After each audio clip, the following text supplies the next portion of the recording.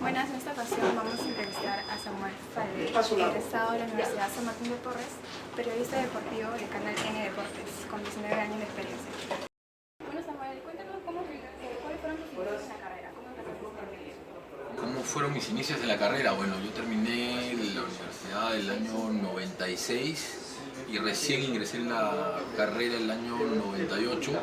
Obviamente como nadie me conocía y yo tampoco conocía a nadie, me tuve que ir a presentar a una radio, a un programa deportivo que yo escuchaba bastante, entonces pedí la oportunidad y felizmente aceptaron y estuve ahí cerca de 2 años, hasta un poquito más.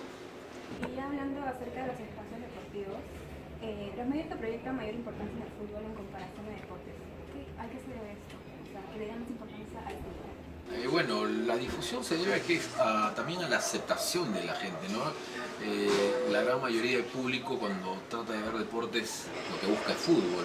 Es más, si nos ponemos a ver lo que sucede hoy día a raíz de la gran posibilidad de que Perú pueda clasificar al Mundial, vemos la expectativa que se ha hecho, se ha generalizado en todo el país, ¿no? Todo el mundo está pendiente de lo que pueda pasar con Perú. Eso nos explica un poco de que haya tanto espacio deportivo con tanta información de fútbol, ¿no? Básicamente resúmenes de goles del fútbol local, del fútbol internacional y también la poca difusión de otras disciplinas, ¿no?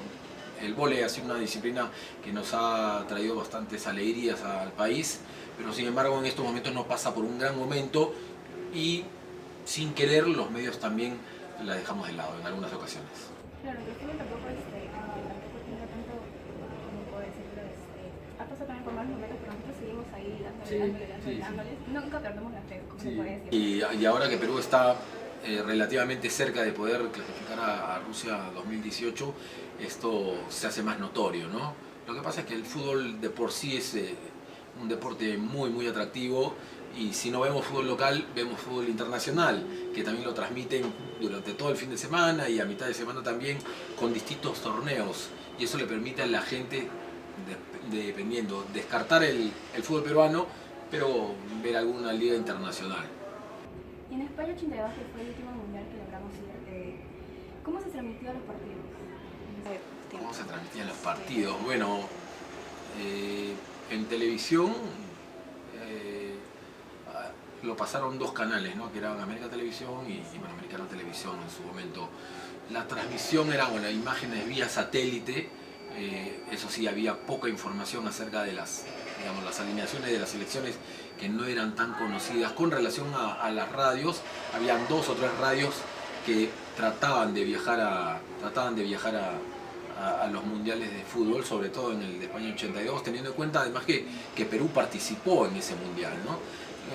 Una cosa es un mundial sin Perú y otra cosa es un mundial con Perú, para los peruanos, no hablo de un contexto mundial, para los peruanos. ¿Por qué?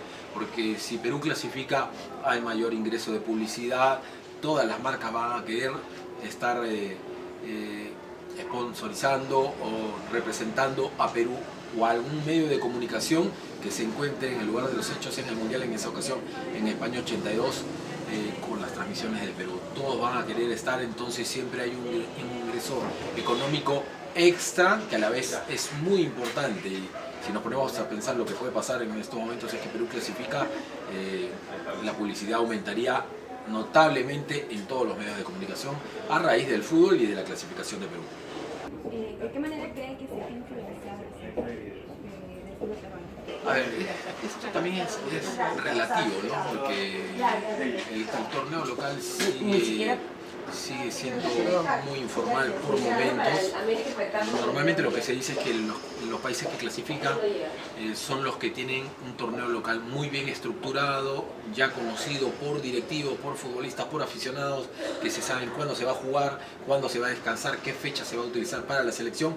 Esto todavía no sucede en Perú. Me parece que ha sido producto y gracias al trabajo de Ricardo Gareca y de los futbolistas, de los seleccionados. Gracias a ellos. Ellos son realmente los que están dejando a Perú con estas pretensiones. Me parece que el torneo local sigue con la misma informalidad, con las mismas irregularidades. Es más, el fin de semana, el sábado, tendría que jugar Municipal con Universitario en el Estadio Nacional, pero ahora piensan preservar el campo del Estadio Nacional para que la selección enfrente a Colombia.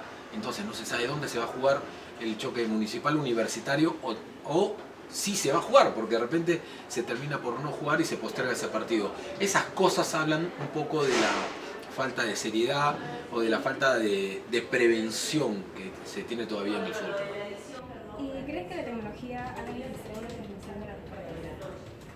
Sí, definitivamente, porque, a ver, hay ligas europeas que no son tan conocidas, no son tan seguidas en el país, pero que sin embargo por redes sociales sí te brindan información. Hay hasta pequeños pasajes de los partidos que uno puede observar para tener una referencia de cómo ha sido ese partido. Después ahora hay aplicaciones, bajándote una aplicación puedes tener la información de la relación de partidos del día, quiénes van a jugar, por qué torneo, digamos torneo local, fútbol peruano, Copa Libertadores, Copa Sudamericana, Champions League, si es que hay. Eso todo lo tienes ahora mediante una aplicación.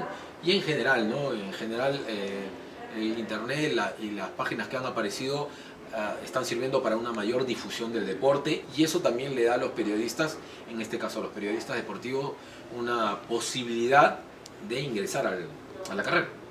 ¿Y cuál es la misión social del periodismo deportivo? A ver, la misión social que tiene el periodista deportivo es básicamente la de entretener, pero sin llegar a la exageración, sin ser amarillo, como muchas veces ocurre. En el deporte fundamentalmente uno lo que tiene que tratar de transmitir es que se preserve siempre el respeto por el rival, que se respete la práctica del deporte, la esencia del deporte como tal, que se respete siempre a los rivales. Siempre el buen ejemplo va a estar por delante de todo en los deportes, y esto es lo que los comunicadores tenemos que hacer. ¿Y qué es la diferencia de los demás tipos de periodismo? A ver, ¿qué lo diferencio? Entre otras cosas que, bueno, debido al deporte y fundamentalmente al fútbol, a ver, hay un lenguaje distinto en el periodismo deportivo, ¿no? A veces los periodistas deportivos como comunicadores nos tomamos la licencia hasta de inventar términos para explicar lo que se ve en determinado momento de alguna disciplina deportiva o de algún deporte, cosa que en otras ramas del periodismo no sucede, ¿no? Hace mucho tiempo leí una entrevista en la que le preguntaba a un periodista si el periodismo deportivo era el hermano bobo o el hermano tonto del periodismo, ¿no? Como dando a entender que es el periodismo más fácil. Y este periodista con mucha razón decía que no, porque gracias al periodismo deportivo había podido conocer muchos continentes, muchos países, otras culturas, hacer grandes amistades y realmente tener una visión general, no solamente del deporte en el mundo, sino del mundo en general. ¿Y cuáles son los requisitos para realizar esta rama que es periodismo deportivo? A ver, me parece que el periodismo en realidad es uno solo. El periodismo es uno solo. Ya si uno le gusta más deportes, policiales o política, en el camino va a ir buscando ingresar a esa rama. Pero el periodismo como tal, primero, para ser periodista uno tiene que estar bien informado, y no hay forma de estar bien informado si uno no consume noticieros, si uno no lee, ¿sí? Y además de leer noticias, si no lee libros, revistas. El periodista tiene que estar permanentemente leyendo, informándose, nutriéndose de información en todo sentido. Hasta la información más pequeña nos va a servir en un momento determinado para expresar algo o para brindar una noticia en su debido momento. Me parece que el periodista deportivo no le puede escapar a la obligación de estar siempre atento a lo que pasa en la actualidad. Debe estar informado no solamente de deporte, sino de la actualidad política, actualidad social, de todo a nivel general, para poder tener un universo, un vocabulario mucho más amplio y para poder tener una visión más amplia de las cosas. En general me parece que el periodista deportivo tiene que ser tan minucioso en la búsqueda de la información como cualquier otro periodista, pero si hablamos de los deportes, estamos hablando de que un periodista deportivo tiene que darle gran parte del fin de semana a estar pendiente de lo que ha pasado en el tenis, en el fútbol, en la Fórmula 1, en distintas disciplinas, no solamente en el fútbol, que es el deporte que más demanda tiene acá. El periodista en general tiene que ser muy completo, tiene que leer, y tiene que leer no solamente de fútbol, tiene que leer de todo para poder ser un periodista mucho más completo. ¿Y la diferencia de un periodista deportivo con un comentarista deportivo, cuál sería? Bueno, en realidad no hay diferencia, sino que uno, conforme se va desarrollando en la carrera, aparecen siempre opciones. Cuando uno llega a ser comentarista es porque de repente a algún medio de comunicación le ha interesado los puntos de vista que normalmente realiza, o los análisis que realiza de determinada disciplina o de determinado deporte, ¿no?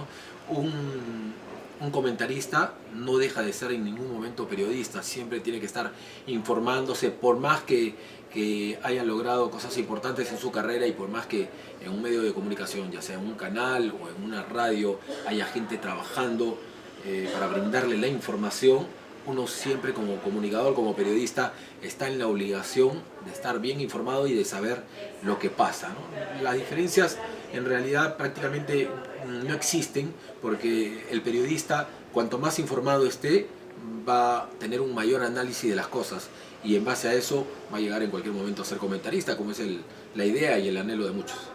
Una última pregunta, ¿llegaremos al Mundial 2028? Bueno, es complicado, es difícil saberlo, ¿no? Lo importante es que después de tantas eliminatorias llenas de frustraciones, Perú ha llegado con vida a las dos últimas fechas de las eliminatorias, que Perú, a diferencia de otros procesos, depende de sí mismo para poder clasificar, ya sea de forma directa ocupando el cuarto lugar, o de forma indirecta ocupando el quinto lugar, y para después enfrentarse a Nueva Zelanda.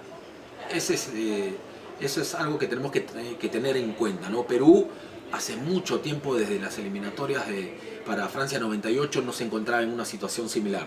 No digo que vaya a clasificar, pero está cerca de poder lograr los objetivos por los que ha estado peleando desde que llegó Ricardo Gareca a la dirección técnica. Yo veo opciones, me parece que en estos momentos tiene 50% de opciones para poder clasificar al Mundial. Ojalá que sea de forma directa, y si no es así, bueno, eliminando a Nueva Zelanda, que es el representante de Oceanía. Gracias. Ok, no, gracias a ustedes.